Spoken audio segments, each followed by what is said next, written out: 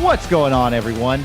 This is City Wrestling Radio, and me and Michael, we just watched All Elite Wrestling. All 4 hours of it. All 4 hours of All Out. We were all in for All Out, all here. Is everybody here? It's just you and me, man. I know. It was exactly as advertised. You will be all out after you're watching All Out. I'll say it right then and there. I haven't felt this way after a pay-per-view since WrestleMania. I'll give it that. Oh, that's not good. That is not good at all. Oh, well, we'll get there, Corey. Okay, well, don't forget to like, share, and subscribe at CWR415, Facebook, Twitter, and Instagram. It's the best way to stay up to date with City Wrestling Radio, especially because we post stuff time to time. Check us out. Also, as you may know, if you are a avid follower of City Wrestling Radio, you would know that it's Saturday, and you would think, hey, where's my retro Sunday Night Heat review? Because it usually shows up Saturday night, Sunday morning. It's all right. You're going to get it still on Sunday. It's coming out Sunday night this week. And me and Jose Oseguera reviewing WWF Sunday Night Heat, Episode 6. We are 1 week removed from SummerSlam 98. So, guys, stay tuned later for that episode. But while you're... real quick, if you want to catch up with the episodes, click whatever little icon I just put right there. So click it, watch it, love it. I'm looking for the icon right now, and I do the overlays on these things. Whatever. You know what? I do magic. All Elite Wrestling, like I said, it just happened. What did you think of the show overall? You are the All Elite Wrestling expert here at City Wrestling Radio, Mr. Michael Vergara. Can't just will that stuff into existence, Corey. No. I don't claim to be an expert on anything wrestling related. I just watch it and just put my word vomit all over this goddamn infrastructure. But nonetheless, All Elite Wrestling All Out, September 5th, 2020. I thought this was easily their weakest pay-per-view. Probably the weakest event they've probably ever. Okay, I'm not alone. I thought for a moment I was in the boat by myself. Because there was a lot. No, you go to Twitter and you are totally not. I just post things on Twitter and I only look at things that people respond to us at CWR415 on Twitter. Tony Khan is currently doing the All Out Media Scrum. That man has a lot to answer for, and I kind of want to watch it, but we got a show to do. Go on. Like I said, it was one of those shows where, like I said, there's a lot of good moments. I was like, oh, this is good, but there was just something that didn't pull me in. Like nothing pulled me in to the show the entire night. Like nothing was like, I was like, no, oh my God. No. There were moments like, holy, that sucks. I'll say this, like the matches on paper weren't, like I said, like I was ambivalent to buy it, but I always felt that's when AEW is at their finest, when they just they kind of just go above and beyond your expectations. I sort of felt that way with the AEW Revolution. I'm like, okay, I'm feeling considerably weaker, but I will just go against my better judgment. And I mean, it's not without its just unfortunate events that it had sort of, I don't want to say no control over, because there was definitely elements of the show where they definitely had control over. In fact, they should have had more control over. And I'm just reading this right now off Twitter right now. Sean Ross Sapp of Fightful.com. As I mentioned before, Tony Khan, the post-show scrum, the stuff that I always try to look forward to. Tony Khan, Sean Ross Sapp of Fightful.com just tweeted out, Tony Khan says he called for the Matt Hardy match to end. The doctor checked on Matt and cleared him to continue. Hardy went to the hospital as a precaution, but seems fine. Listen, I mean, Tony Khan has, again, like I said, he kind of has a lot to answer for. That was probably that had to be the first question to be asked. Because let's face it, this is the main takeaway from this pay-per-view: the broken rules match between Matt Hardy and Sammy Guevara.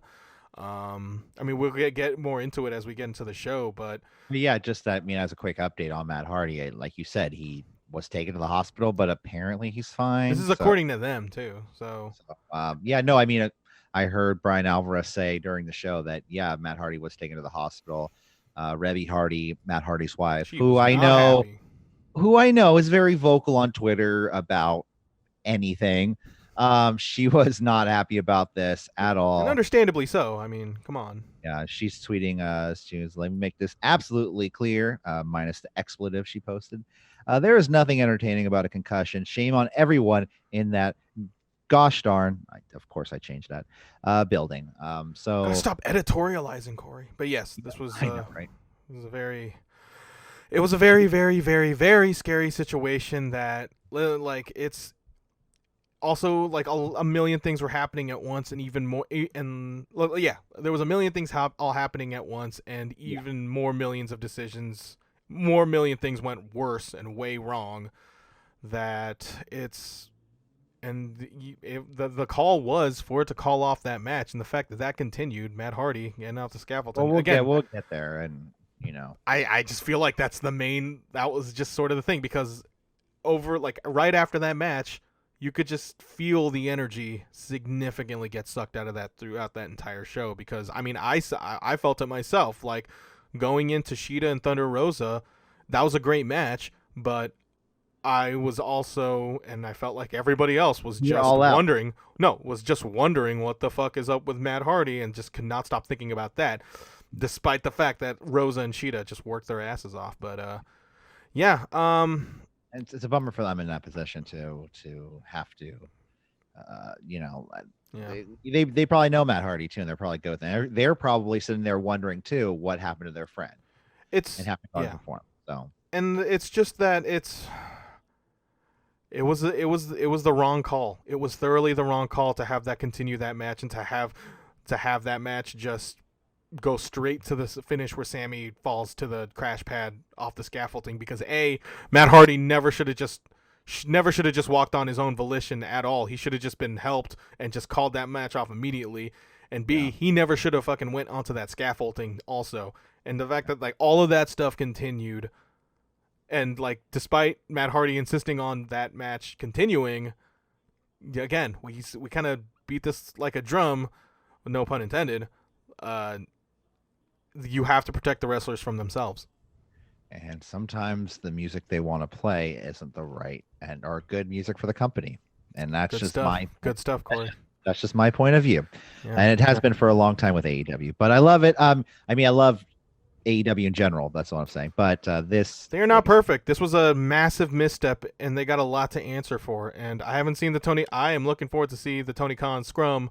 Maybe that was the only thing he said about it, but he has a lot to answer for. This was Taz said they don't run a sloppy shop. This was probably the sloppiest like any wrestling company in like anywhere has pretty much done, because I can say with confidence, if this was WWE, they would have stopped this.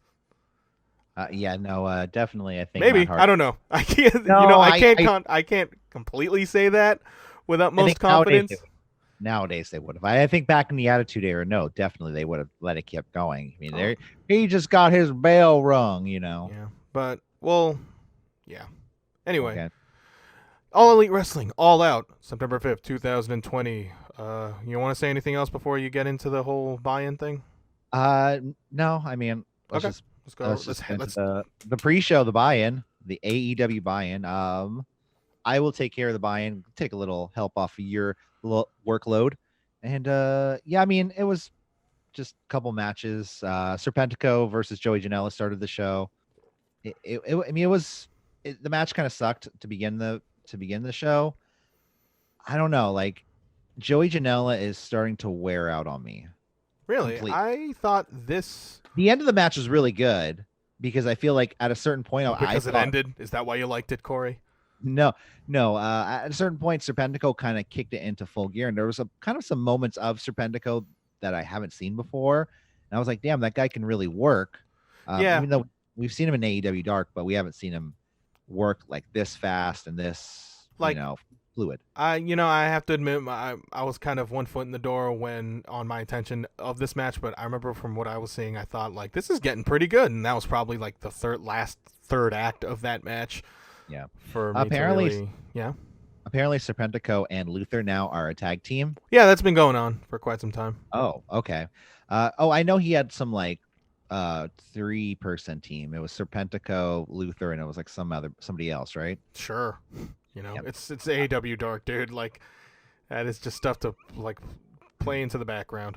Or do a podcast about in 22 years. Well, I mean, Joey Janela did take a scary looking fall off the top rope at a certain point to the outside. Pendico goes for a senton. Janela gets his knees up. There was a cool spot, though, where it was a Death Valley driver into a thrust kick into a blue thunder bomb, which I wrote down before. Tony Schiavone forgot because he was just like, oh, yeah, it was a Death Valley driver into a... Yeah, look at him right there. Avalanche Fisherman Buster to Serpentico, followed by a kick out. Luther gets involved by grabbing the leg of Janela. Janela eventually hits his elbow drop and wins the match. So the end of the match was fun, but yeah, I don't know. Next up, which I thought was a really, really good match, but the first part of it was pretty slow, and I don't know. I expect more. I don't know why I just said it was a good match. It was a match. The tag match. Long John Silver and Alex Reynolds versus Private Party. I just don't feel like these two teams flowed well together, actually. I actually gave my attention to this match because I have been quite a fan of the Beaver Boys, John Silver and Alex Reynolds of the Dark Order. I think there's they that's what they were used to be called. I think they're 3 and 4. I can't keep track. That's the one thing is that they are a fantastic tag team, and I actually they're an excellent tag team, and I thought this was sort of an excellent tag team match, Corey. Yeah. What did you think of besides that, what did you think of the match? I thought, I wrote a couple of things here as I wrote down buy-in takes, and I thought Private Party's gear was the best they've ever looked. I really liked the zebra print and the gold and the orange. Mm-hmm. But yeah, the tag was also excellent. I really, really was fascinated watching Private Party continue to evolve. I'll say that, like knowing what they were and knowing what they are, what I'm seeing right now, like they're not at their apex, but you can definitely see like these guys getting better way down the stretch, and like they are a hefty investment, but I feel like it's going to pay off, and when it pays off, it's going to be great. And I think out of anybody, if I can only choose one out of two members of the Private Party, I think it's Quen. I think that guy has a lot of potential. Mark Quen. He's been kind of filling out too. Like he's getting a bit more muscular, and having just he's getting in shape. Those Dark Order guys are really good, and then also Private Party. They're getting better, like Private you Party. Said. Yeah, but the Dark Order just looked fantastic in this match. Because you never bet against the Beaver Boys. Never bet against the Beaver Boys. Are they from Portland or something, or from Beaverton? Sure, why not? I don't know. They did hit like a bunch of combos, move, like it was just move after move after move. Eventually, though, Private Party does get the pin and the win. I did not write who got the pin on who, but thanks for the notes, Corey. That's just what happens when I check out. Yeah. Well, be prepared. Be prepared for these notes, Corey. Pyro. Okay, we get to the main show. Pyro and Ballyhoo. Not much decorations done to Daly's place. Especially when you compare it to Double or Nothing, there wasn't much of a. Because I think they just couldn't lock down a motif, like a theme or motif. Because like when you look at the poster for All Out, it's just it's an APW show. It's just It's just black and white. No, APW. Oh. Poster. Oh, yeah. Okay. Where it's just very, very sharp, like a poster you showed me, like a. Very good, very well done. Very well done. It's not amateur hour. It's that aesthetic. But it's they don't have. Show. Yeah, they just don't have a theme. Like with Full Gear, you kind of have gears. It's a car. It's Becky Lynch's theme song is the gimmick of that one. Whereas All Out was just. It's a wrestling show. Yeah, it just has that hard, it's a hard edge, just like, it's brick. And also, it's if you watch the entire show from 5 o'clock on, it was a 4-hour show. Plus, if you were, for some reason, just like at the house cooking and you just had the other stuff on in the background, like it's discernible from a Dynamite buy-in, like how everything started technically at 2:30. Oh, yeah, 2 or 2:30. So going to 9 o'clock or almost 9 o'clock. I mean, Jesus Christ! It just didn't look almost WrestleMania 35 lengths of time. The show is very long, Corey, and we'll get into it as we get into the show. Yeah. But yeah, not much I think it's because All Out is very tied to Chicago, And Chicago. the fact that they can't have Chicago, because I was looking up logos for All Out to put into the thumbnail, which I inevitably just didn't use. A lot of that was the Chicago flag motif, a lot of it, because that's where AEW would be their battlegrounds. But yeah, that's a bit of a letdown. We start off with the tooth and nail match: Dr. Britt Baker, DMD, versus Big Swole. So yeah, Swole pulls up in a Rolls Royce, a Swole's Royce, as I would call it. That was cool. I like it. Yeah. And she pulls up in, again, the gimmick of this match is it's a fight. It's a cinematic match taking place in Britt Baker's dental office. Excuse me. Yeah. Reba is the secretary and is hit hard by the paperboard that Swole happens to have on when she was signing in. Swole finds blood inside a dental room as she thinks out loud, like, "What is this?" And I just thought, is Britt Baker like secretly a murderer? Like, is she the fiend Britt Wyatt?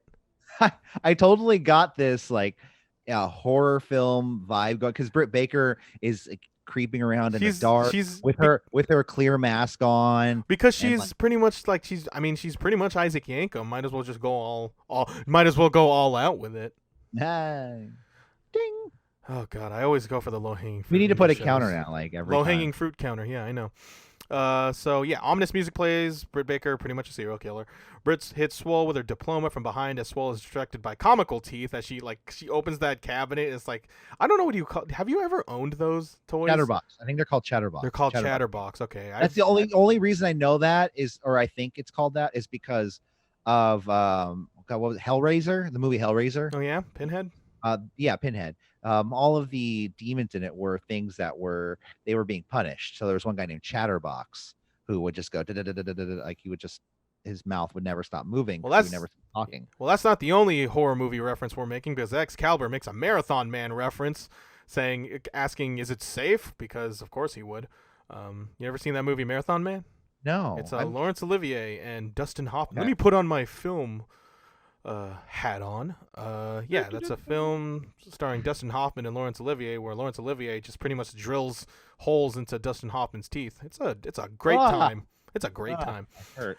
So yeah, they go to the back, which is totally the same building, as they fight on Britt's Rolls Royce, not Swole's. Britt gives Swole a DDT and puts Swole into the dumpster, but Swole fights off both Reba and Britt. 2-on-1, pretty much a 2-on-1 match. Reba gets thrown into the dumpster. Britt hits Swole with a crutch, does a swinging neck breaker on the floor as they go back to the dental office. Strike exchanges. Britt says, it's a really great line. She says, "You're in my house. This is my world, and I'm a dentist." And I thought that was really great.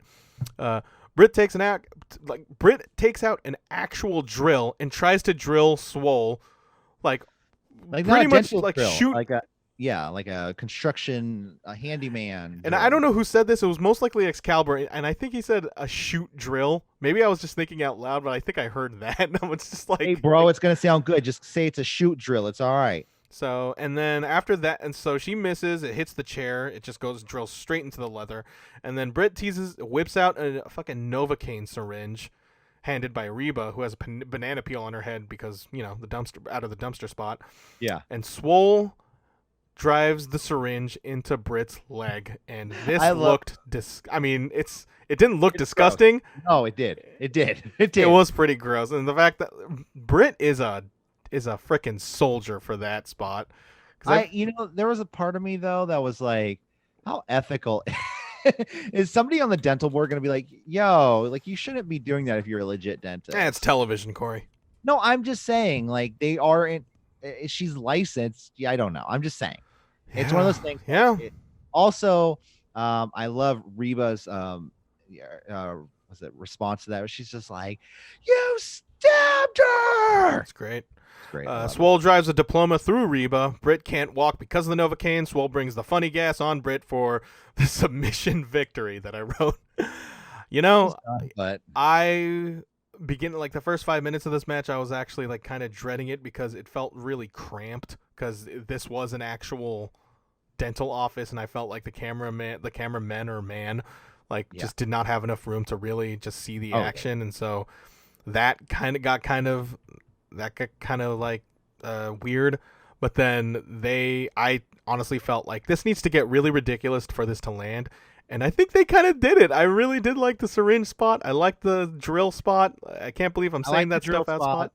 I like, but it's just like we like all the spots. You know what I mean? It's all the creativity of the match that really made this. Should this opened the show?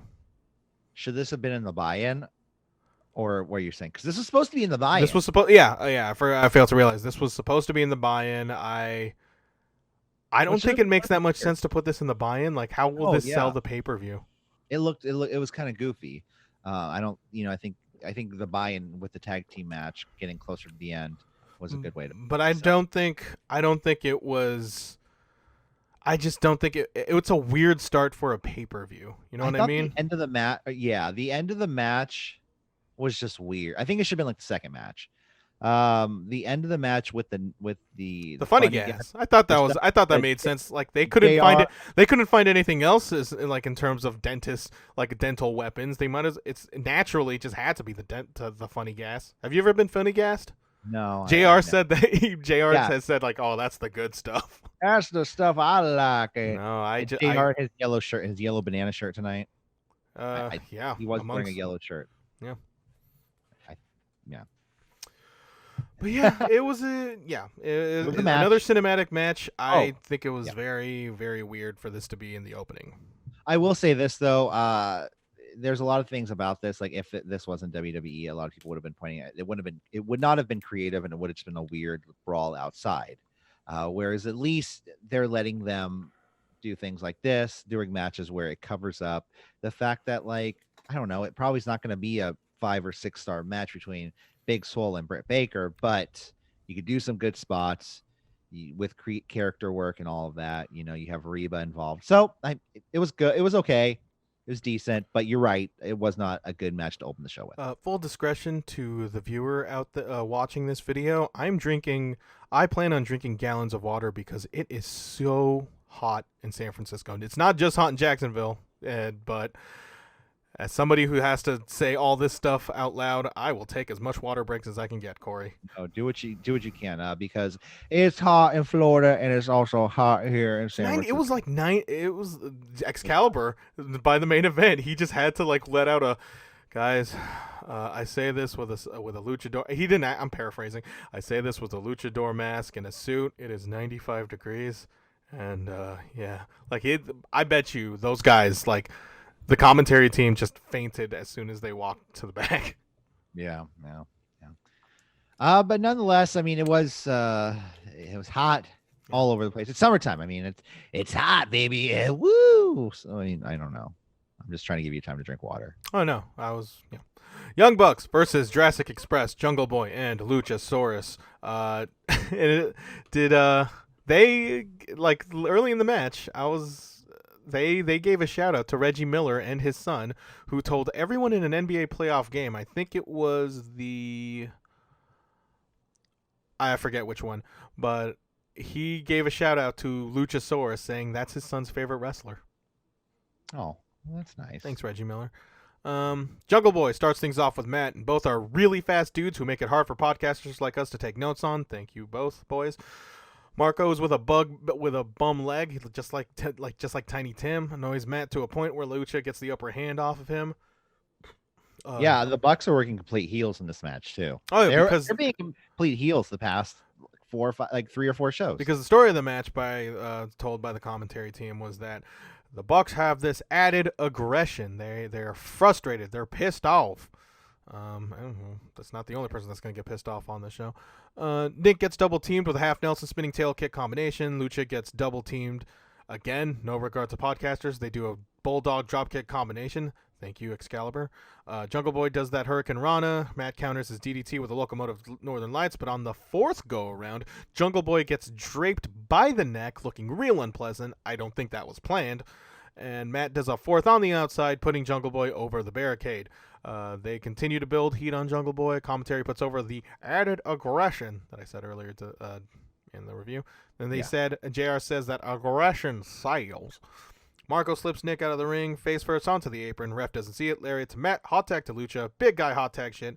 Lucha does an Undertaker rise up, which I thought was a bit of a nice homage. I think. Yeah. And he continues that homage by chokeslamming both of them and does a standing Doesn't do moonsault like afterwards because doesn't that like classic Undertaker standing moonsault. Yeah. Gotta love it. Yeah. Lucha does a crossing star a la Kota Ibushi, but from the apron.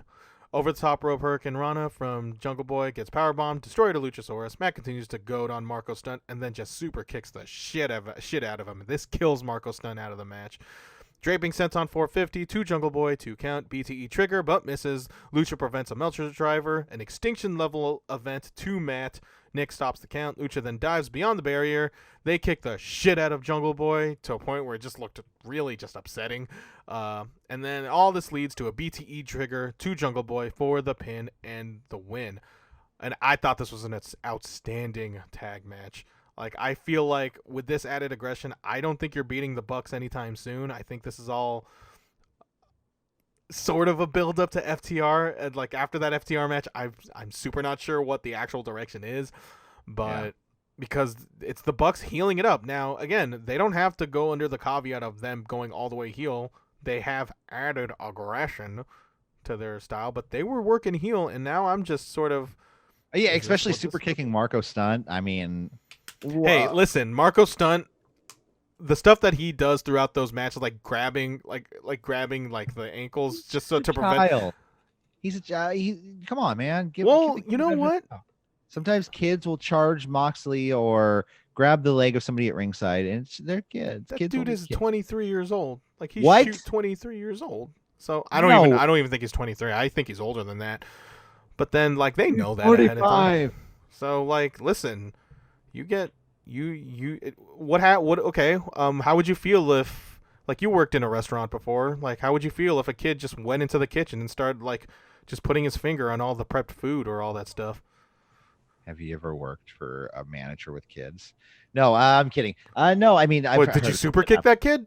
Yeah, because that proves my point. No, super kicked him. 8-year-old kid. That's why I got fired. It was just like, hey, I was like Shawn Michaels, just walking around with that chef's coat on, just super. No, legit. Like, were you ever in a kitchen with a manager with kids? Like, did that actually like? No, but I've heard of kids running amok in restaurants. See, don't you want to super kick at one of them? Yeah. See, I'm right. You're wrong. Anyway, this match was great. What'd you think of it? As I drink water, it was good. It was a great match.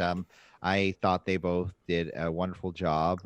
I mean, Bucks playing heel. I don't know where it leads because even later in the night, I thought it was going to lead somewhere, but we'll get there. We'll see what happens. Luchasaurus continues to amaze me. He's got that Reggie Miller bump. All right. I think he needs a more of a solo push eventually. I think there's a lot of people here. I think that the tag division is getting a little bit bloated to a point where separating Jurassic Express, like, not, they can still be a unit, but they can still be a unit, but have singles matches. Again, that's just kind of stuff. Yeah. Like, I know tag matches, you're technically working half the match and you're sustaining yourself and it's television, but I truly do believe in more singles matches in Dynamite, and I think I'm just sort of a stickler for that. I'm kind of old fashioned about that, but look at Luchasaurus. Like, he's a great look that kids love. He's one of the best. He's one of the most athletic people on the roster. You know what I mean? Yeah. Listen, you can't do that every week, though. You can't do that every week with Luchasaurus. I mean, he got, remember, like that. You just can't, because a man that size, that's just not sustainable. I'm not saying do a match like that every week. I'm saying he could, if he needs to go out and do appearances, he can do that. Oh yeah, be a star. Yeah. Don't be a bully. Be a star. Come on, Lucha. Don't be bullies like Bucks. Yeah. Anyway, Casino Battle Royale. Where I saved those. Hold on a second. I saved the notes. I saved like a JPEG of those rules. So the Casino Battle Royale. Justin Roberts reads out the rules, which I'm going to read out loud as well. Wrestlers have selected a card from a special, quote-unquote, special deck. The suit of card they selected determines their group. Every 3 minutes, we shuffle the deck to see which suit comes up. After all suits have been exhausted, the wrestler who drew the Joker card will be the last to enter. Over the top rope elimination rules. So, boy, was it a Joker. Oh man, boy was it. Now I'm just trying to get my actual notes here because I don't prepare for these. But yeah, things. Taz Yeah, joined. I got it. Well, Taz joined the commentary table. Is what I was saying, Michael. I had that too. Out for don't overstep your boundaries, Corey. Hey, NXT. I'll stay on the NXT side. Sorry. Stay in your lane, biatch. Out first is Christopher Daniels, Trent, Rock Hard, Jake Hager, The Blade, and Ray Phoenix. They all got their individual entrances, which was a bit of an improvement from previous Casino Battle Royales. Quick. It was quick. And they were quicker versions because they had to. 3-minute intervals between the next groups. Hager seemed legit hurt from someone's headbutt, and I just thought like he was kind of overselling from the corner, and I was like, oh no, Hager, he seems hurt. I mean, you don't want to see anyone get hurt, no matter who they are. It's a battle royale, so I'm only writing noteworthy stuff, so I just wrote the next noteworthy So thing. the Joker came out. No, the next noteworthy thing was the second wave of guys, which was Kazarian of SCU, Santana and Ortiz of Proud and Powerful, who just straight up who attack Chuck Taylor, who was also entering, and your favorite, Will Hobbs. Yeah, Will Hobbs. Own. And I wasn't expecting. I made the joke. I was like, "Oh, Will Hobbs is going to win the battle royale." I wasn't even expecting him to be in it, and I was like, "Holy crap, that's awesome!" This might actually happen. I didn't think he would actually win, but he did go considerable distance in the battle royale. Was it Sean Ross Sapp who said, the AEW people in the back are really high on Will Hobbs. Hey, good for him. And he has brand new gear, so that's awesome to see him have new gear. We need make that money. We need that talent, man. So Will Hobbs eliminates Blade right from the get-go. They gave him an elimination. That's saying something. He almost eliminates Phoenix, which he doesn't, but he does. He hasn't had a win on Dark yet, so might as well give him a They probably will now. He probably will have the power. Whatever. The willpower. Yeah. Low-hanging fruit count, number 2. Third wave, Billy Gunn from the Gun Club. Pento L. Yeah. Is Billy Gunn's gimmick? He's just Billy now. Apparently, every stable. It's just every stable.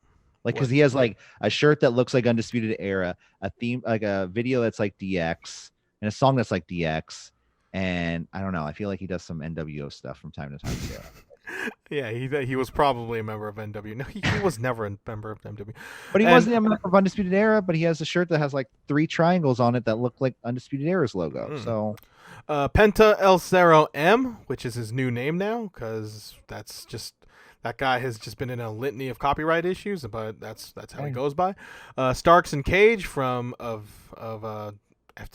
is the group named FTW, or is it just Taz's I think boys? It's Team FTW now, or Team FTW. Yeah, whatever. And then a gigantic pop for Darby Allin, a gigantic pop for Darby Allin, which makes the spot that he was in all the more frightening. Yeah, so Cage gets done. Darby eliminates Phoenix. Chuck and Trent gives the people what they want, but Chuck gets eliminated soon after. Final group. Sean Spears walks over to the commentary table. Eddie Kingston, The Butcher, Sonny Kiss, and Lance Archer, who immediately does a corkscrew. And then, right after that, Sonny Kiss eliminates Jake Hager. I thought that was very surprising. Good for Sonny Kiss. It's good to see Sonny Kiss get a pretty good elimination like that. I wonder if they're going to have a program with Hager and Sonny Kiss. That's not going to be upsetting at all. Yeah, the guy who spouts like pro-Trump stuff versus the person who loves themselves and wants to be. Yeah, but Sonny Kiss gets immediately eliminated by Cage. Trent eliminates Santana. Archer eliminates both Ortiz and Trent. And then the Joker, 21, Matt Sydal. And let me finish here. He goes straight to the ring, and you've probably seen the gif so he does a couple of does a couple of diving spots, but then he goes straight to the top rope, and then he attempts a shooting star press.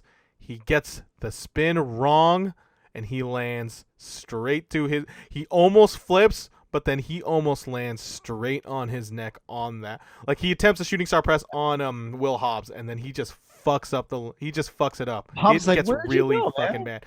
No, I saw Will Hobbs. He was just like he was just whispering stuff to Sydal and probably asking if he is okay or anything. But then the first thing he ever does in AEW slips off the shooting star press. I felt so fucking sorry for him. Like I thought this was I thought this was Shockmaster levels of bad. This is your debut. No. I mean, we know, everyone knows Matt Sydal.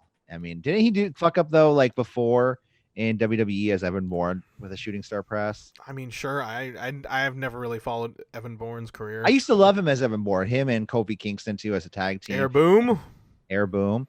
And last time I saw Evan Bourne was in a match versus Matt Riddle at Defy in Portland. So yeah, that's the same show. Just add the other notches on your badge, Corey. That's the same show where Matt Riddle said, "Whoa, they got pizza here, nice." Cool. Stark takes out a body bag and thumbtacks set up by Cage. So they fill. So did they fill the body bag with thumbtacks? They stuffed that because it didn't really look. It wasn't really illustrated by the cameras. I was kind of unsure. It's like, are they filling it with thumbtacks? But apparently they did. And they put. Yeah, I was gonna say, who's to say if they actually had the tips on them? You know what I mean? We just saw metal being poured out. Like I didn't see full. They stuffed Darby into the body bag filled with thumbtacks, and Darby with it as Cage tosses Darby off the ring into the ramp.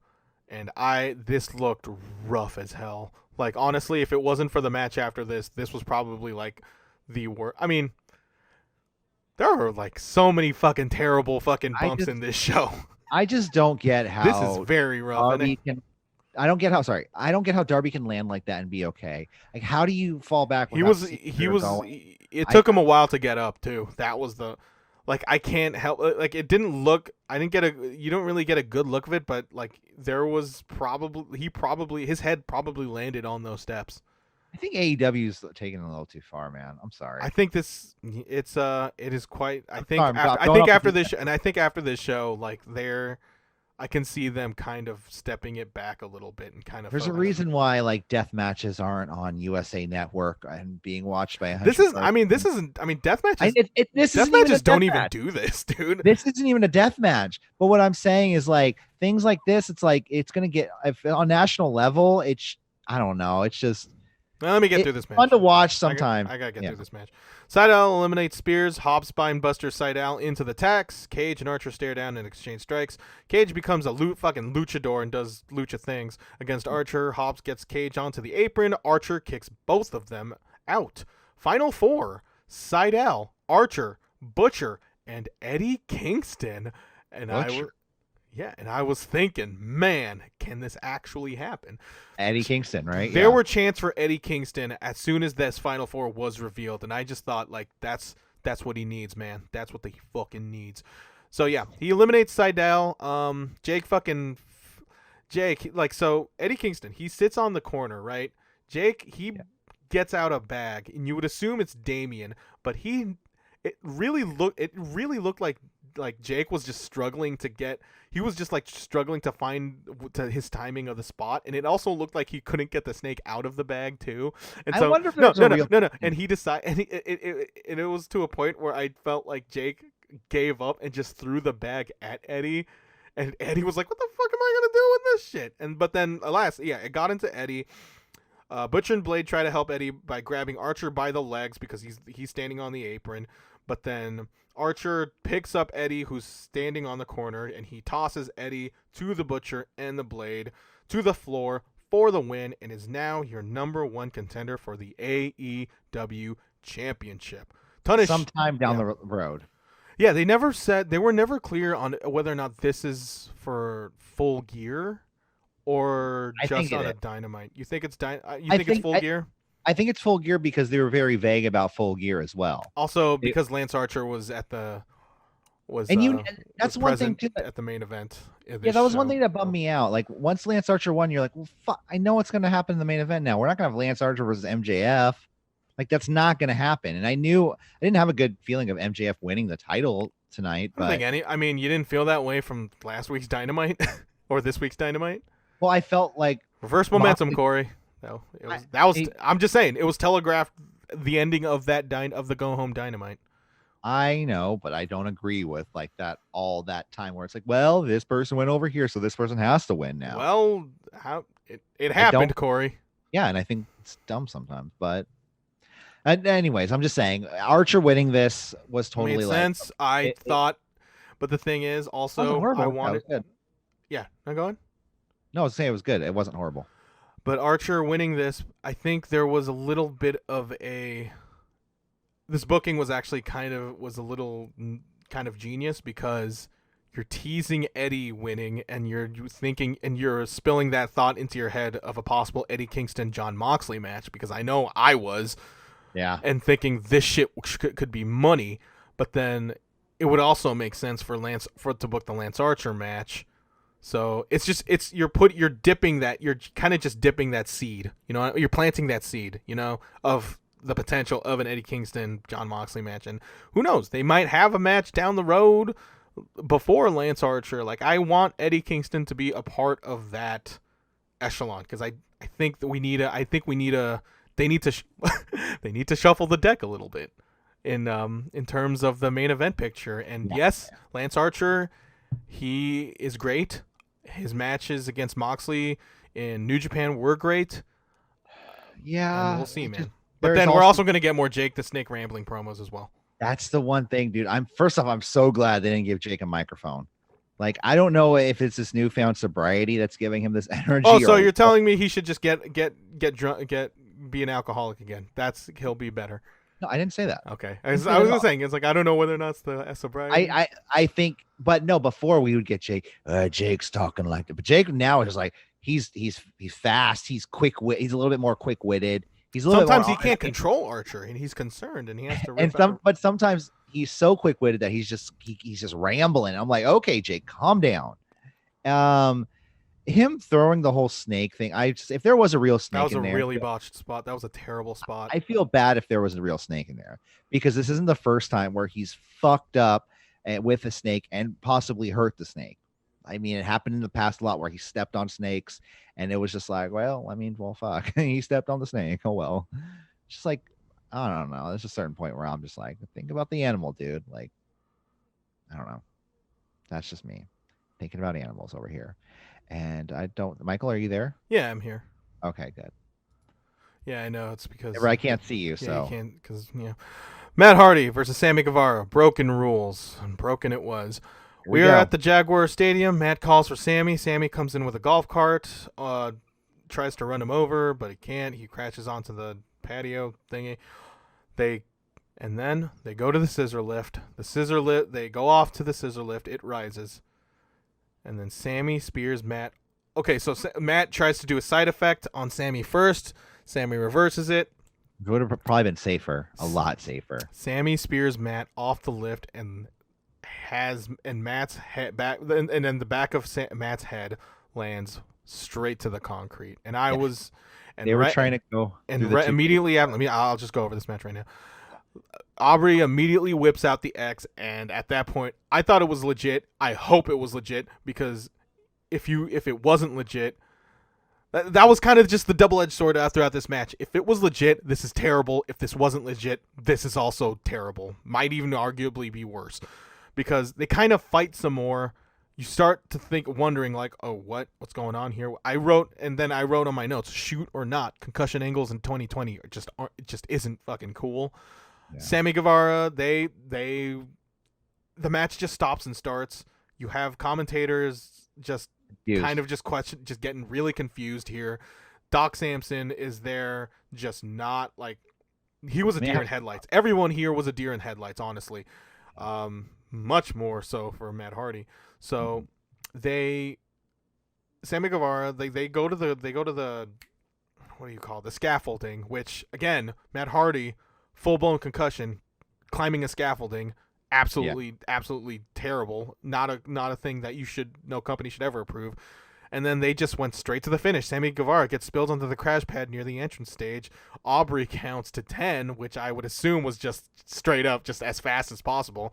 And the match was over. And yeah, this was probably going to be the most talked about match throughout this entire pay-per-view, because of all the terrible decisions that just went underway on it. And I know we talked about it early in the show, but it sucked the energy out of this entire event, and I have zero doubt in my mind will be the main takeaway. This is probably the match that's going to define this show. Yeah, and so I don't know. We don't know exactly, like you said, we don't know if it was a shoot or if it was a work. What I was going through my head, and like I said, this is just me thinking, watching the show by myself, thinking what's going on. What I thought happened is I think Matt Hardy became concussed. The one thing about Matt Hardy is that I think it might be hard to tell if he's concussed, because part of his gimmick is like his past couple weeks. He looked absolutely out, dude. His skin was pale. Hold on. The past couple weeks, his whole thing has been like going between characters and mumbling and stumbling over his words. How is and if he's saying he's good, and I understand a doctor needs to come in and legit stop the match. But at the same, I'm not defending them keeping the match going, but I think that's why Aubrey was so confused. I think that's why everybody was so confused, is because this has been Matt's gimmick for the past couple weeks. Like, it shouldn't, I don't know. It's hard to tell when things like that happen. So, if somebody's sitting there saying, I'm good, I don't know. It's to a point where you have to protect the athlete. She threw that X up, and I just thought, like, they are going. That's the thing. I don't think it was a work at all, because this would set a horrible like, I know WWE would do this various times where they work an X into that match, but then you are setting a horrible precedent or at least a very slippery slope once you work that into a match. So, so one thing you were talking about before, though, is this match, and I don't think we really stressed about this part of the match. The match ended at a certain point. The bell rang, like the match, and they continued. Yeah, so the match ended when Aubrey threw up the X. So at that point, even JR sitting there saying things like, "Well, if Matt Hardy's unable to compete, then he lost."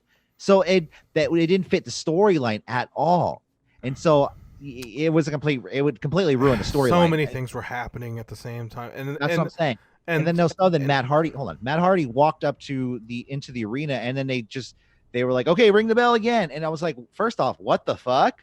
Like, no, that doesn't happen in wrestling. Matt Hardy was unable to compete, kayfabe wise, shoot wise. He could have been concussed. Like, I hate to get all JD from New York up in here and start getting angry, but they should have stopped the match. A doctor should have gotten the flashlight in his eyes and should have known if he was concussed. And if not, shame on them for doing a concussion story angle. That's why I don't think they are doing a concussion story angle. Then right now they're damned if they do and damned if they don't, because they fucked up.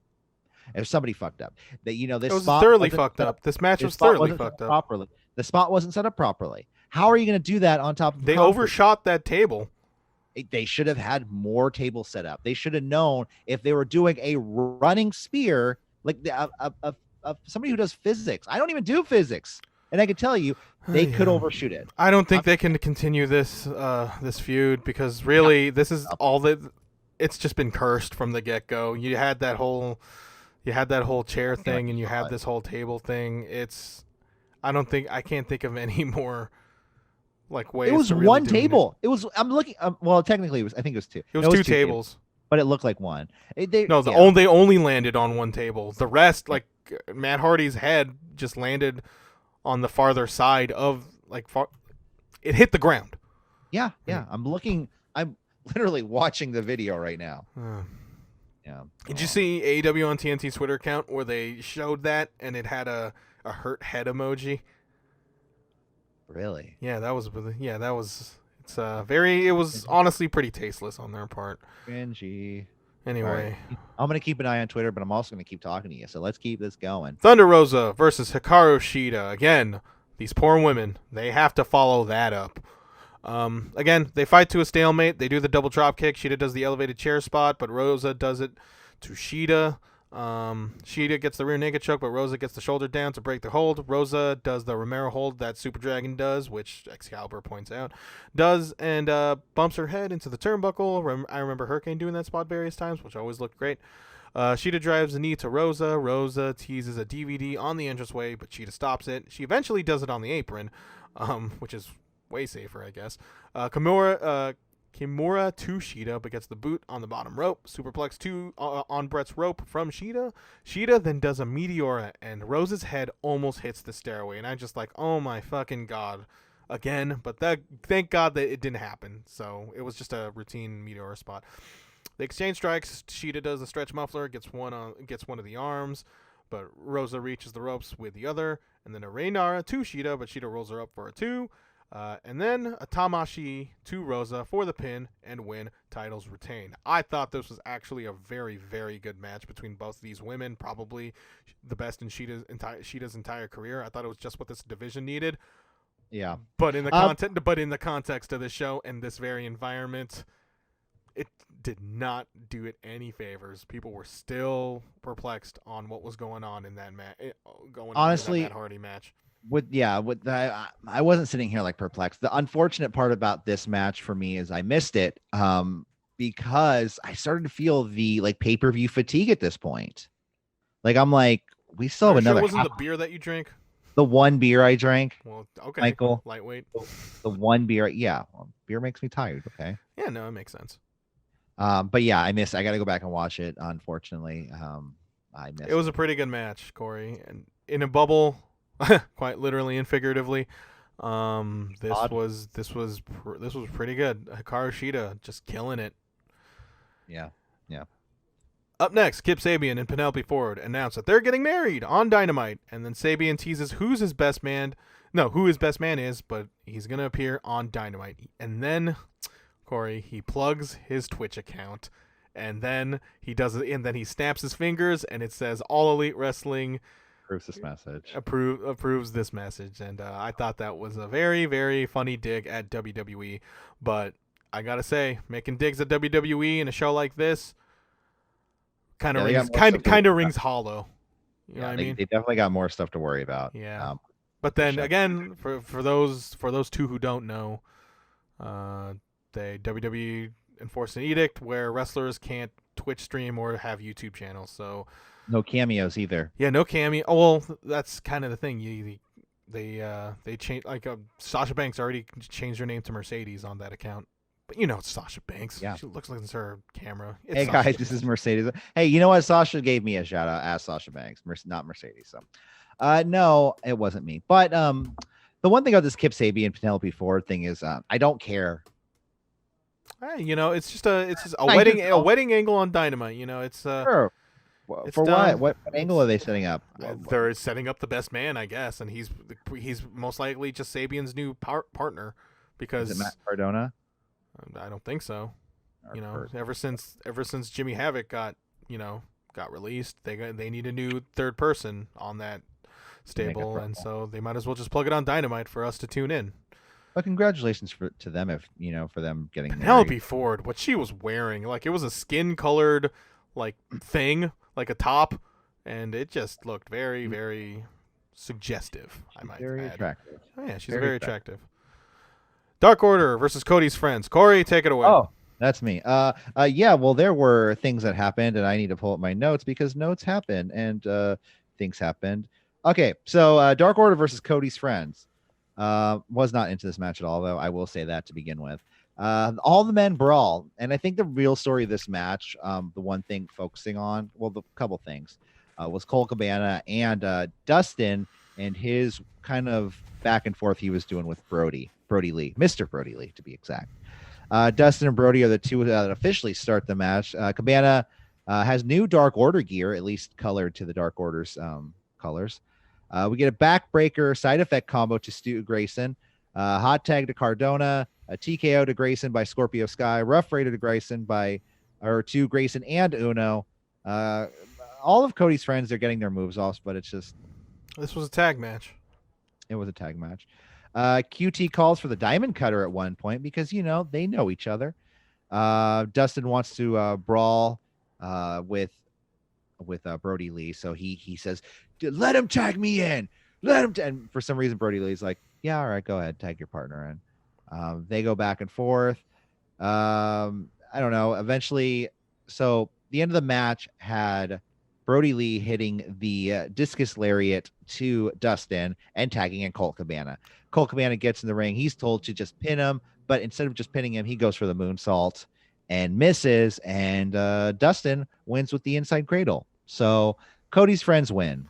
Yay. Yeah. This was a great Dynamite match. This shouldn't have been on the pay-per-view, considering how long this was, and it was 15 minutes.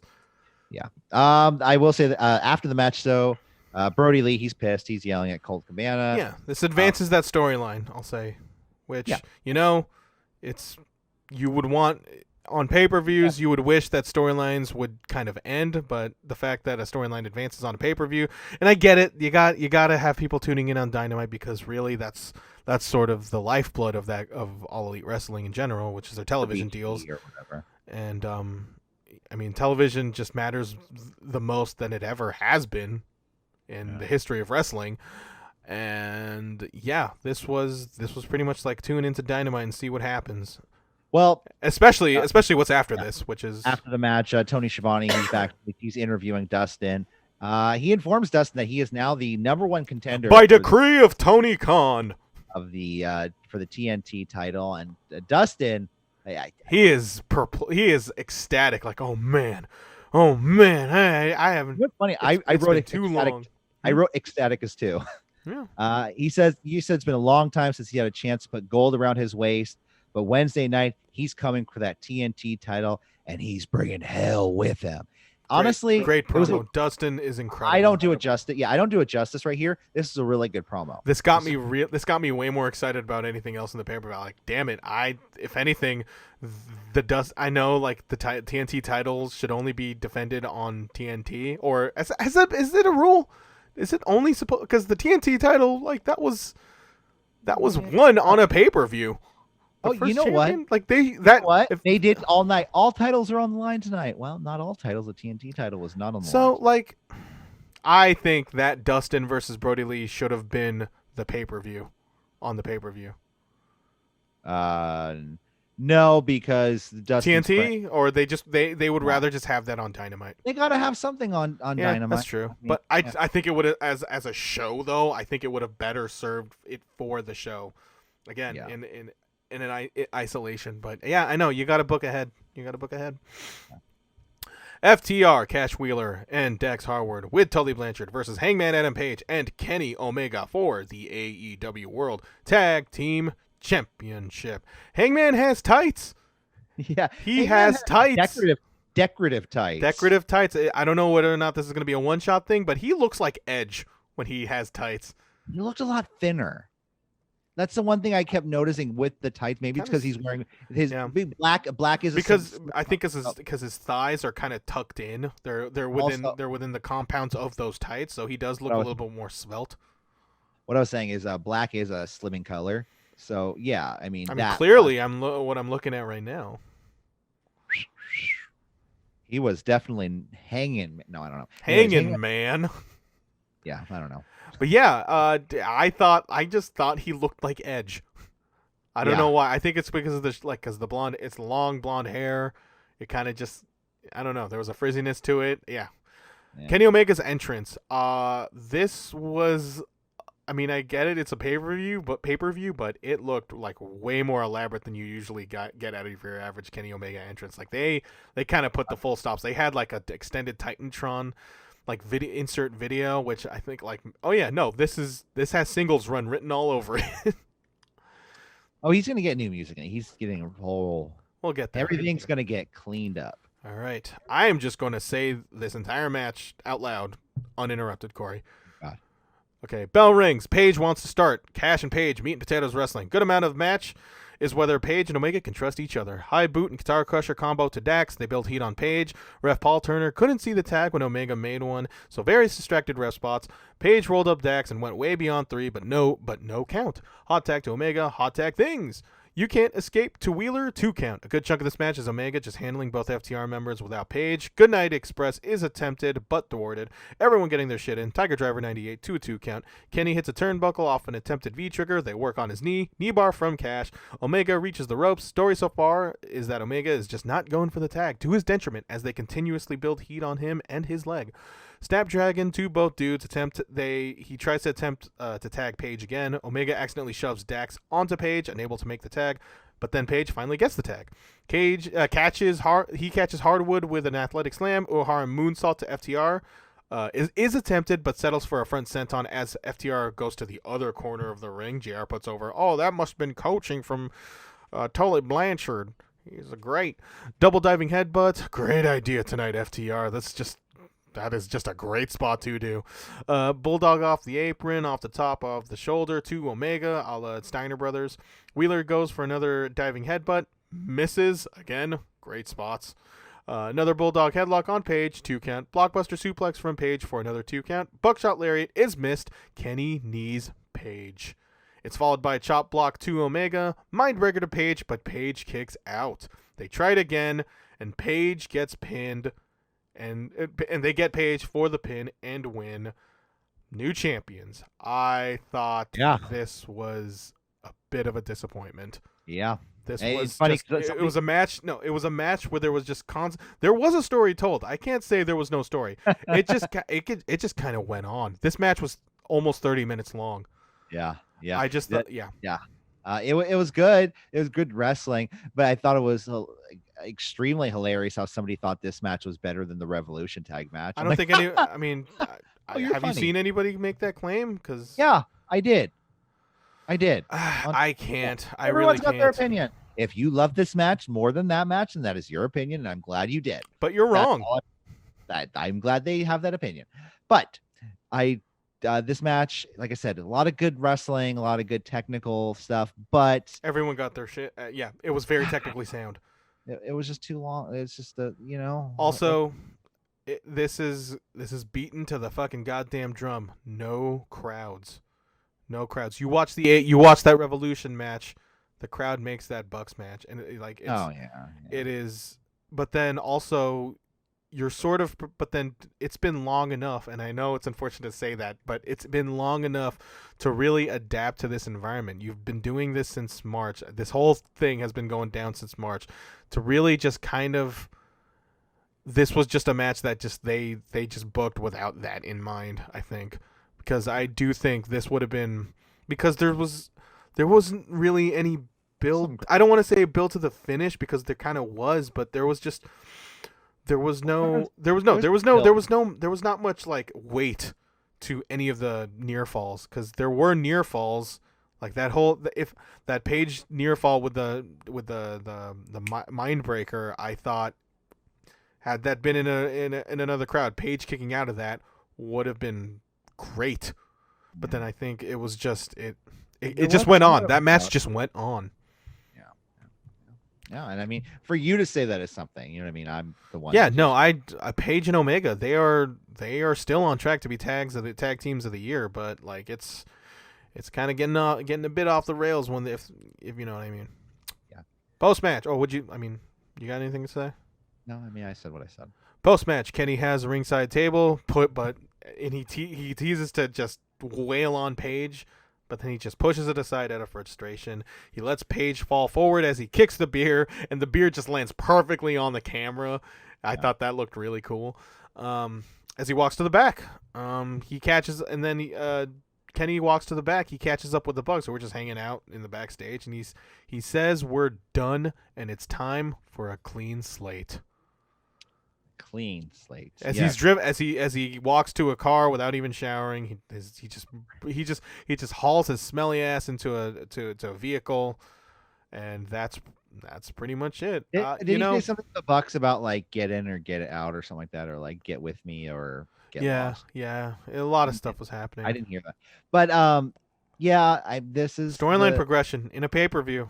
I mean, this is it's going to continue till we see the return of a heel elite. Honestly, I would have preferred. I would have preferred if Omega would have just beat down on Hangman out front with the Bucks coming down and to join. and just get it over with right there. Because at that point, you make the 3-person team, the original Elite, the heels, they're back in full force and they're heels. The second point is how baby faced would Hangman Page be, being the lone cowboy now who's just been beaten up by all of his friends, like completely screwed over by his enemies and beaten up by his friends because he got screwed over. Like, you want to feel sorry for him at that point. Like, I know I would, and I kind of do, you know what I mean? But not as much as I would if that would have happened. Yeah, it was just, I don't know. That's what it was. It was what it was. It happened. It went on. And let's move on. Alex Marvez is with Chris Jericho. Chris Jericho. He calls it the Mimosa Mayhem match, a historical occasion. Says he's experimented with the notion if Orange Cassidy is a legit main eventer, and says he is one, and they can all thank Jericho for that. He says, but alas, he says Orange is not good enough, and that he's done. And that leads us to our next match, Mimosa Mayhem match, no DQ. The only way to win is by pinfall, submission, or to be dunked into the mimosas. And was it a mimosa or was it just orange juice? It was just like orange water. I mean, that's what it looked like to me, especially once Orange Cassidy got a cup of it. Well, yeah. I was like, that's just clear orange water. Let me go through this match. Hold on, though. About this match, the entire night they were just saying, oh, this historic first ever. Oh my God, They're not wrong. Crazy match. And I'm like, it's pinfall, submission, or being dunked in some water. I mean, it's not that crazy. It's just a, yeah.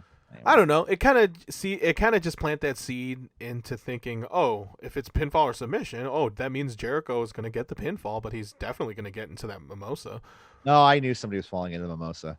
I knew. But then you can just put that out there just to think that it might happen. So yeah, Orange is just about to put his hands in his pockets, but runs into a code breaker. Jericho attempts to dunk Orange's head into the pool. Cocktail tray to Orange's head. It's very fake and plasticky, which, thank God. They exchange strikes near the edge of the pool. Jericho sets Orange up in a powerbomb position, trying to get him into the pool, but gets rammed onto the table instead. Again, the table looked very flimsy. So thank God. Orange teases falls to the pool, especially after Jericho does the second rope rebound drop kick. Like Orange, he damn near Michael Jackson moonwalkers to the pool where he's just at a certain angle. I thought that looked great. Stun Dog Millionaire to Jericho, but eventually whips out the walls of Jericho. Orange grabs a vat of Mimosa as he's on the walls, gets it on Jericho's eyes, and tries to roll him up for a 2 count. Jericho gets his foot on the pool. Again, doesn't count. And then Orange mounts a comeback tornado DDT and a running PK for a 2 count. Jericho attempts a razor's edge on Orange to the pool, but Orange fights it off. And then Orange gets not 1, but 2 Superman punches, and Jericho gets dunked into the mimosa pool, whatever you call it. And I'm fucking 100% sure that Jericho was the happiest man in that entire fucking building, being drenched in liquid in that 95-degree weather. So in this way, I think Jericho pretty much won the match. But no, Orange Cassidy 2, Chris Jericho 1. The rubber match. Orange Cassidy has the best of them. You know, I thought this match, had the much needed levity considering how the show was shaping up so far. You know, just a bunch of people just getting really fucking hurt, and to have this match be what it was, I was thoroughly entertained. I think Orange Cassidy, he's great.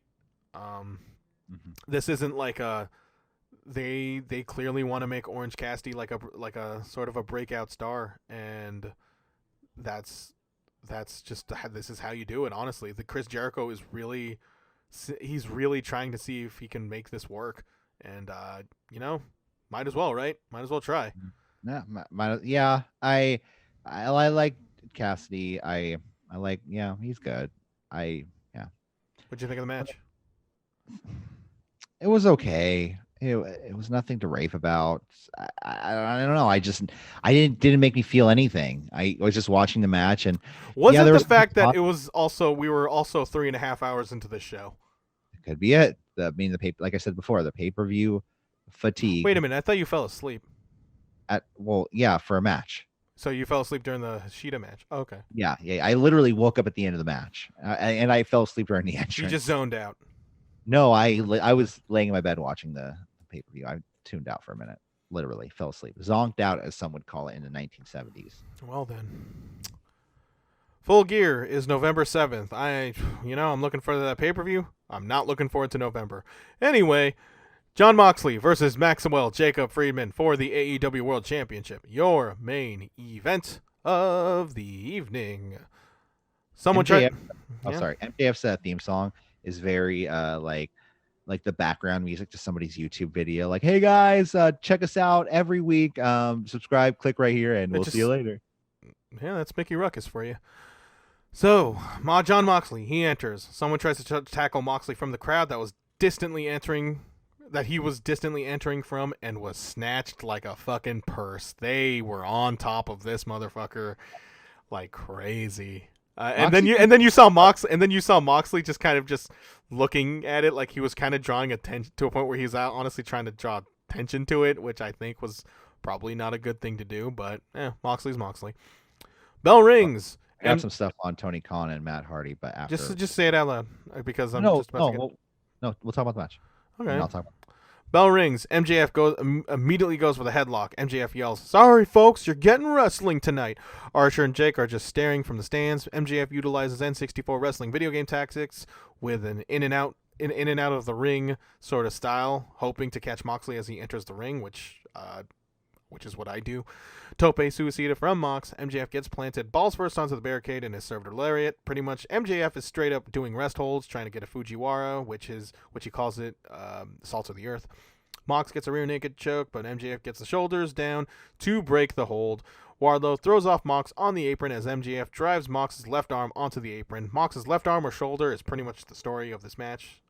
MJF whips Mox's arm an entire being into the corner, and I thought that spot would have looked even cooler if they didn't cut to the corner turnbuckle cam, because that corner cam never catches anything.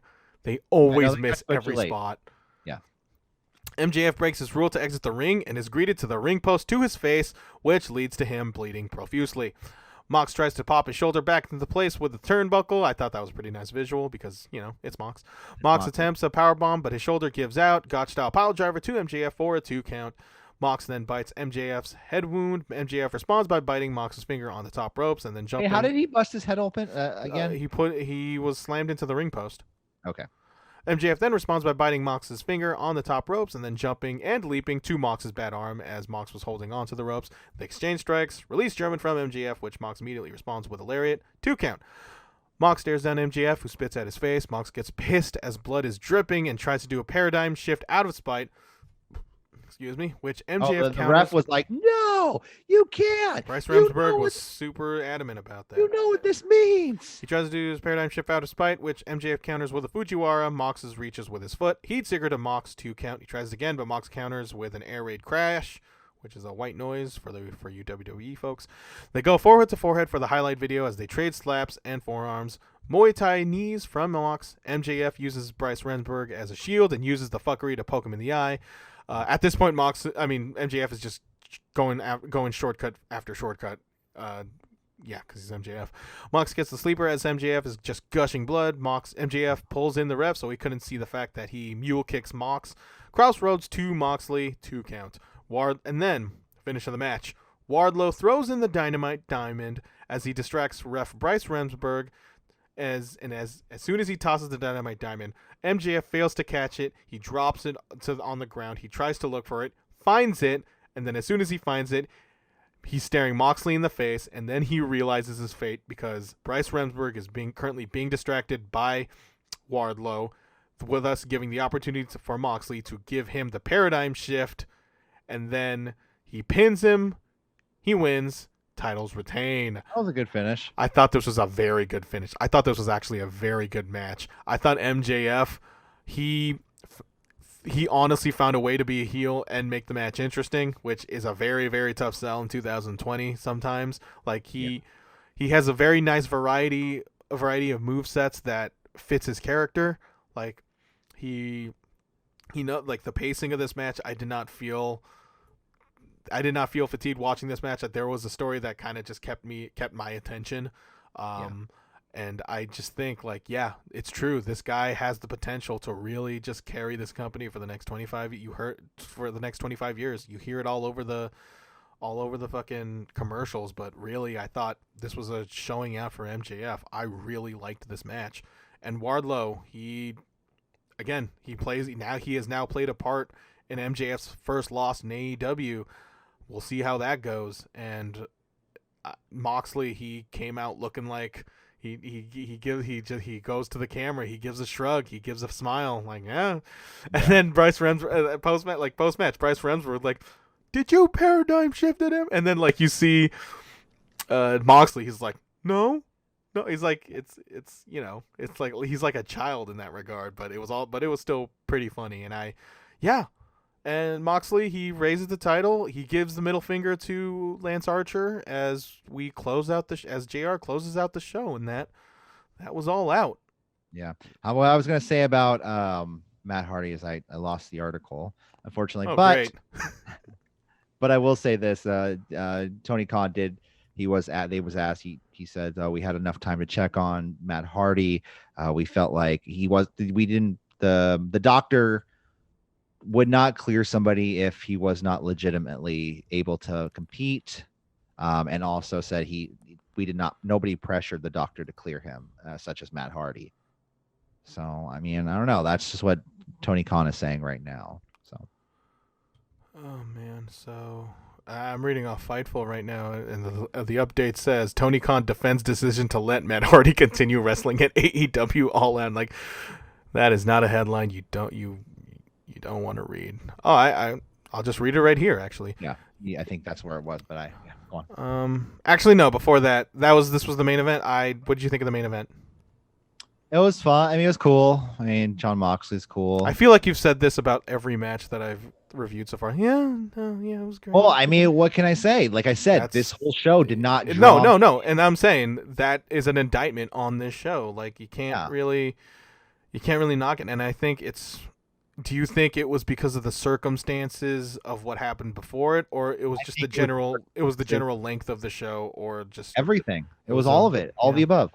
You know, it was the length, it was the circumstances of how many people got busted over, how many would-be injuries were there tonight. You know what I mean? There was Matt Hardy, there was possibly MJF. I mean, I don't know if he bladed or he got busted open the hard way, because, you know, I didn't exactly see exactly. I just noticed he was busted open at a certain point. And I feel like there was another spot in the show where I was just like, oh my God, like, simmer down. Like, I don't know. It's just at a certain point, somebody's got to start really. I don't know. There's, like I said, they want to pride themselves on the musicians play their music. Well, at that point, a musician needs a conductor. Yeah. If you want, you know, a orchestra has a conductor, and these aren't just people playing music in a coffee house anymore. They're playing for the big leagues, and big leagues have conductors, and that's what they need to do. And if they need to start writing angles, or they need to start like somebody, like, not writing out matches, but what do they call it when they book matches? Like, actually book the match and say, this is what you're going to do. I don't know, man. Like, I feel like AEW is kind of all over the place, and it showed in this pay-per-view. Yeah. It was very much all over. It was a clusterfuck. Yeah. I have the Fightful article by way of Sean Ross Sapp. He pretty much says, Tony Khan, on the post-media show conference call, Tony Khan assured the media that there was enough time to check Hardy and make sure he was cleared to continue, and under no circumstances would Matt Hardy simply wanting to continue wrestling be enough of a driving force to overrule the doctors. Wait, what? Yeah. Tony Khan says, and I quote, "Yes, there was time. It was a good amount of time just then. So yeah, there was." I think this is word for word of how Tony Khan would say. Yeah. The doctor did clear him. Matt did not pressure him, and Dr. Sampson would not be pressured into clearing anybody. He's pulled people from our shows without hesitation, whether it's been over something with a blood test or with an injury. He's really strict about that stuff, and that's why when people have had injuries that he didn't feel comfortable about, people do in physicality or wrestling with, we never put those people out there. So I never would have gone against the doctor's decision, and most importantly, Matt would not have been able to overrule the doctor's decision, and not with the doctor himself or with me. So that is what happened. The doctor cleared him, which is the first and foremost important thing. Matt also did want to continue, but the doctor cleared him. So at that point, when the doctor cleared him to continue, Matt clearly wanted to continue. That's why He sounds like he's running in circles. Yeah, no, Like reading honestly, this out loud, well, he wanted to continue, but like the I doctor feel like cleared him, I but he have wanted to. to continue and I feel like to truly say, I'm normally against like saying this in the way like editorializing and like pretty much doing impressions of people talking. But I feel like if I'm trying to make sense of this, I have to talk like Tony Khan, and I'm not going to do that because this is too much of a serious it's too much of a serious story. yeah. Well, I thought it was great. No, it wasn't great. Later on in the call, Tony was once again asked about Matt Hardy. This time, the question centered around the spot that would see Matt Hardy climbing scaffolding and whether or not it was safe due to the condition he was in. Tony once again defended the decision. I was extremely concerned about that because I knew what that was going to happen. So yeah, I did. I was very concerned about that. That's why I paused it. That's why I paused it because I didn't feel good until I got a clearance that this is definitely okay with you to do that, and so that's why. So that's why I paused the match, which again we've never done. But I thought, given what was ahead of what he would probably want to be doing in this match, I would be very cautious by sending the doctor to check. Continues, like I said, it was a nervous moment and a scary moment, but that is why knowing what these guys do and what they were thinking, I wanted to be sure he was cleared to keep going. So really, my main takeaway on this is that Tony Khan is really, really, really defending a terrible decision made by Doc Samson. He's looking out. He is super looking out for Doc Samson now. On the court of general opinion on Doc Samson, I don't want to say the jury is out there because I feel like the jury has been clear that this was indeed. I feel like the general consensus is that this is a terrible call to continue this match, despite Dr. Sampson saying it to continue. I think it's Tony Khan is just looking out for him, and I think it's a very reckless decision to just defend the decisions made here. Like honestly, what's Tony Khan gonna say? You know what you would say? You know what you would say? You would say that they made a mistake. This was a very scary situation. We were pretty much a deer in headlights. And if they and for this and we will we will try to make sure that this never happens again. And I feel like you would save a lot of face just apologizing and just saying it would never happen. That was it the Cody Rhodes, Sean Spears? That was the last time I remember a major it was. Spot. It was. But that was with Cody Rhodes. You know what I mean? The one of the vice presidents of the company. That was the end of the match. Yeah. Also, Matt Hardy is not a vice president. Who's to say what can happen in the future with this spot? Matt Hardy could say, hey, I wasn't properly taken care of. That could happen. I don't know.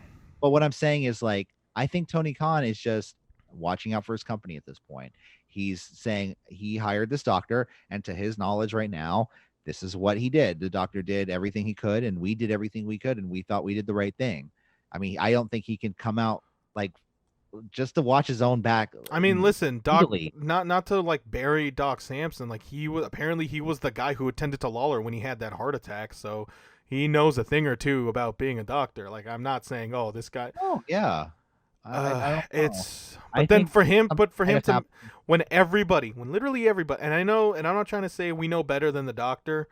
That's why I feel like he should probably make a statement as well. Not because again, if you leave this hanging, you're gonna leave it up to the public to just keep on speculating what did or didn't happen. So I just feel like Tony Khan really had a chance to really just make amends, and I feel like he's lightweight kind of doubling down on the on what transpired there, and I think that's just not a good look.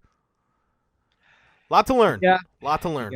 I think there's a lot to learn for this company. I think they got to do better because the show, regardless, this show was too long, and it was also very, very average. Take out Matt Hardy. Take out the Matt Hardy situation. If Matt Hardy would have fell and not hit his head, just let's minus that real quick. The show was, like you said, very long and very average. It makes me really think how much time they had to. How much time Hangman and the tag titles match. It was 30 minutes. How much do you think they had to make up for Matt Hardy's match or any other match? Like, think about that. Think about how long that would have taken. Like, granted, I still think they should have just called off the match and just, have that, just fuck off with that time. It's just, and here's hoping it's a learning experience for AEW, and let's hope they learn, and I hope they learn the right lessons. Now knowing, and it's kind of fortuitous to see what a bad, I don't want to say, I really don't want to say it's a bad show, but it was well below their standards. It was a substandard show for AEW, and to see that happen in AEW, like, let's hope they do better, and and you want to be optimistic, but then this sort of stuff has happened before with